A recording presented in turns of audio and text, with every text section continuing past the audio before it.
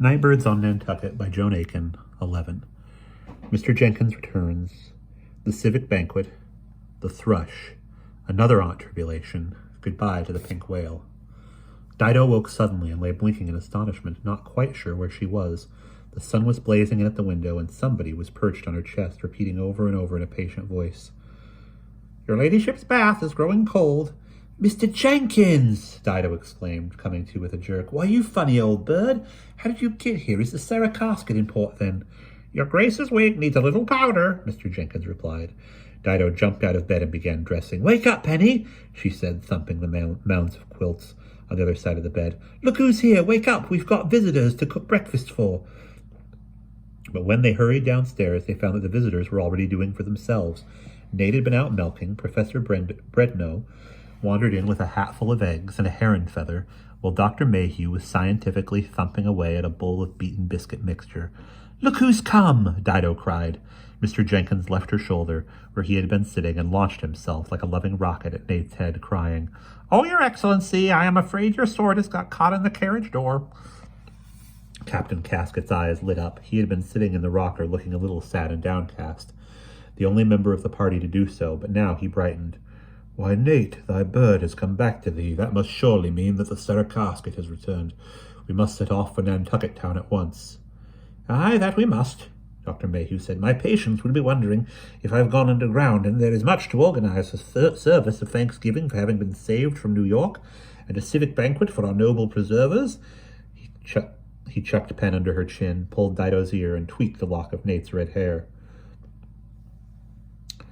"Then we must send a warning about the Dark Diamond to the British Navy. Those miscreants must be caught." "And I," Captain Casket said, "must find out the whereabouts of my sister Tribulation, in order that she may come and look after the children while I search for the pink whale." Penitent suddenly burst into tears. "Why, Penny!" Dido exclaimed in concern. "What's the matter, girl?" "What ails thee, daughter?" "It's too unfair," wept Penitence. "I tried so hard not to be afraid of Aunt Tribulation, but now it turns out she was the wrong one, and I've got to start all over again." "Never mind," Dido comforted. "The real one couldn't be any worse." As soon as Nate had assured his mother of his safety, they went into Nantucket town together and made haste to the North Wharf, where the Sarah casket was berthed. Great was the joy of the crew, particularly Uncle Lige, on seeing that Captain Casket and Nate were safe and not drowned, as had been thought. "We reckoned as we'd make it a plum-pudding voyage, Captain," Mr. Pardon said. I thought that was Lige. "We reckoned we'd make it a plum-pudding voyage, Captain," Mr. Pardon said, "and come back with only half our barrels full. For, to tell truth, when we heard the Pinkin had been sighted off Nantucket, I'd half a mind to wonder whether somehow you hadn't run aground here. I'm powerful glad we did come back. Hear there's been some everlasting rum doings in the old place since we left. Guess you'll be glad to put to sea again, Captain." "Yes, Mr. Pardon," said Captain Casket rather mournfully. "He's pining for the Pinkin," Dido whispered to Nate, who nodded gloomily. However, they all cheered up during the civic banquet at the Grampus Inn, which was indeed a splendid affair. Professor Bredno, who had struck up a friendship with Dr. Mayhew, ate so many Nantucket wonders that he was almost consoled for the loss of his gun, while Dido, Nate, and Penitence were toasted so often for their part in saving the island from disaster that they became quite bashful and retired out onto the balcony in order to recover their countenances. However, they had not been out there more than a few minutes when Dido came flying back to exclaim, "Doc Mayhew, do come and see. There's a British man-o'-war beyond the harbour bar, and she's lowered a pinnace, and the pinnace is a-coming into the harbour." "If she's looking for plotters, she's come to the wrong shop," Dr. Mayhew said, but he slung his mayoral chain round his neck again. He had taken it off for the easier consumption of scallops, and went out to greet the captain of the English sloop Thrush, who now came ashore, saluted, introduced himself as Captain Osbaldiston, and asked permission to make some inquiries about a gang of English criminals who were thought to have been lurking on Nantucket. "You needn't bother, sir, you needn't bother," Dr. Mayhew told him amiably. "Mind you, so long as they'd left us alone, we'd have left them alone, and you could have saved your breath asking for them. But we found them to be a nest of plaguey varmints, and cleared them out ourselves. There's no one left on the island. Instead of losing time, you should be out chasing their schooner, Dark Diamond. She's probably halfway to Land's End by now." "Oh, no, she's not," Captain Osbaldiston corrected him. "She's lying in 100 fathoms of water in Massachusetts Bay." "Eh?" exclaimed Dr. Mayhew, much startled by this information. "How did that happen, then? How did that come about?"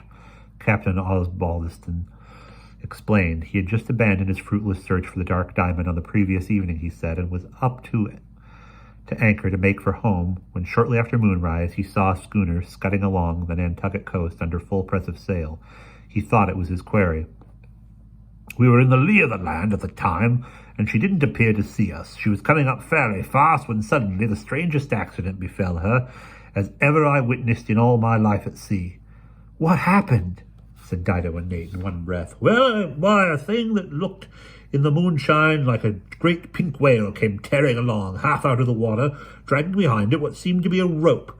It cut clean across the schooner's course, and when this rope struck the Dark Diamond, such was the speed of the whale's progress, if you will believe me, sir, that this rope sliced the schooner clean in two before breaking with a twang like the last trump.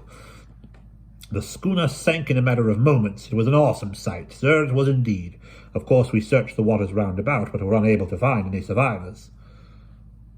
"Then the world is well rid of a pack of troublemakers," Dr. Mayhew observed cheerfully. "But won't you join our celebration, sir, since our task is at an end? Come in and drink a toast to our young friends here, who succeeded in getting rid of this nest of serpents for us." Captain Osbaldiston observed that he would be very pleased to hear the whole story, so that he could conclude it in his report to the First Lord of the Admiralty. He came in and drank a great many glasses of ginger jub while the tale was told. All agreed that the whale must have dragged the gun some distance along the sea bottom before the encounter with the Dark Diamond parted the rope. "So this young lady is a British citizen, is she?" Captain Osbaldiston presently inquired, looking at Dido. "Do you wish to be repatriated, madam?" "To be witched? Would you like passage back to England, my dear?" Dido choked over a pickled tamarind. The temptation was almost irresistible, but she saw Penn's imploring eyes fixed on her and summoned the resolution to say gruffly, "That's mighty civil of you, mister, and I thank you kindly, but I guess I better stick in Nantucket a while yet. I made a promise I'd stay with a friend till they was fixed up right and tight, which they ain't yet, so thanks, but not this time." "In that case," Captain Osbaldiston said, "I'd best be on my way," and he bowed to the company and returned to his penance. Dido went out to watch it flit across the harbor, and to take several deep breaths and rub a slight mistiness away from her eyes. As she stood on the balcony, slightly reluctant to go back to the gaiety of the banquet, she noticed the sails of another ship, a three-masted whaler, approaching Grant Point. "Say-hello," she called. "There's plenty of traffic today." The new ship, which presently revealed itself to be the Topsy-Turvy, came to anchor at length against the south wharf, and everybody ran out to gaze at her in curiosity, for she was not a Nantucket vessel. The moment she was berthed, the stout lady who stood on deck had herself slung ashore in a barrel chair and came bustling along the wharf in a state of great excitement. "Can anybody give me news of Captain Jabez's casket?" she asked. "Is he live or drowned? Why, there he is, his own self. Jabez, brother Jabez, I declare, I never thought to see you more. I'd heard you were swallowed up by a pink whale." "Why, sister Tribulation, I am amazed to see thee. Where has thee been?" "And there's Mr. Pardon, and my old friend Enoch Mayhew. Ho, ho, ho! Do you remember when you pushed me in the creek, you wicked old fellow?" "Good gracious!" whispered Penn in Dido's ear. "Can she be Aunt Tribulation?" The stout lady was cheerfully, even fashionably dressed in pink and gray striped sarcenet with flounces and a pink satin parasol, and cherries on her bonnet. She had black curls and gay black eyes, and her face was round and rosy and soft, like a pink frosted cake. She smelt strongly of lavender.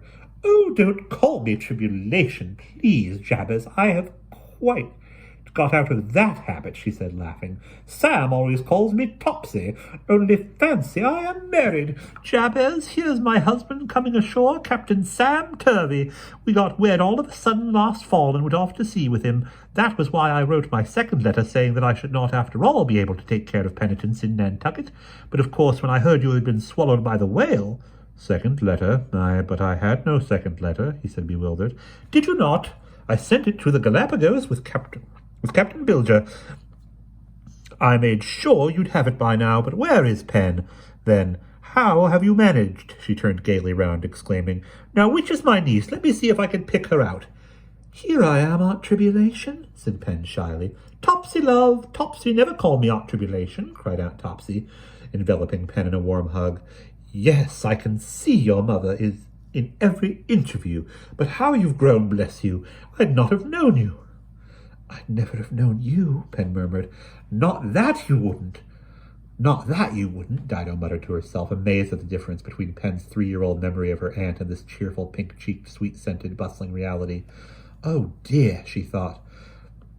Why did this Aunt Trib have to go to sea? If only she'd stayed there on shore, everything would have been hunky-dory. Pen's taken a right fancy to her. Anyone can see that with half an eye. It was true. Penitence was leaning happily in the circle of Aunt Topsy's arm, her eyes shining like stars.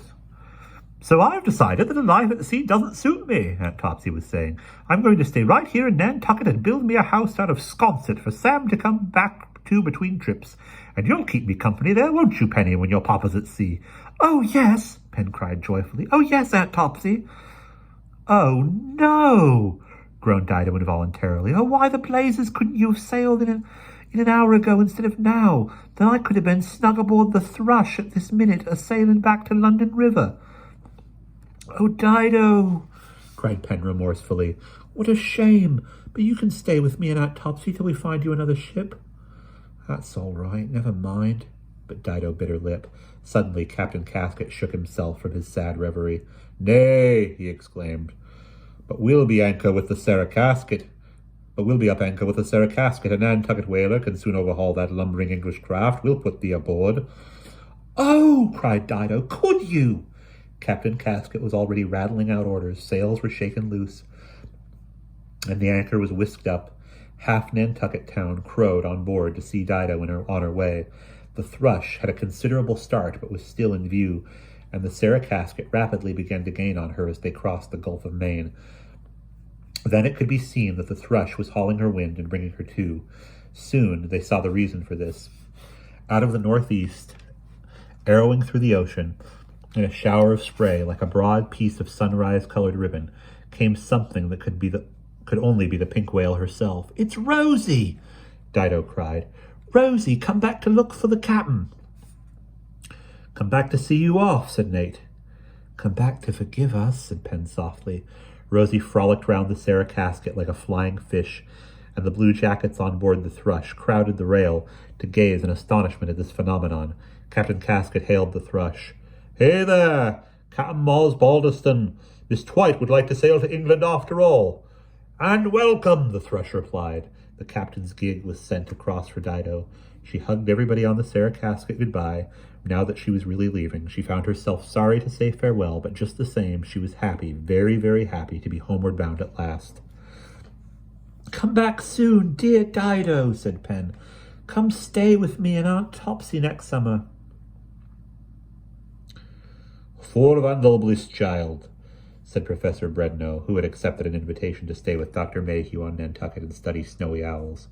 So long, said Nate. You'll always be welcome in Nantucket, said Dr. Mayhew.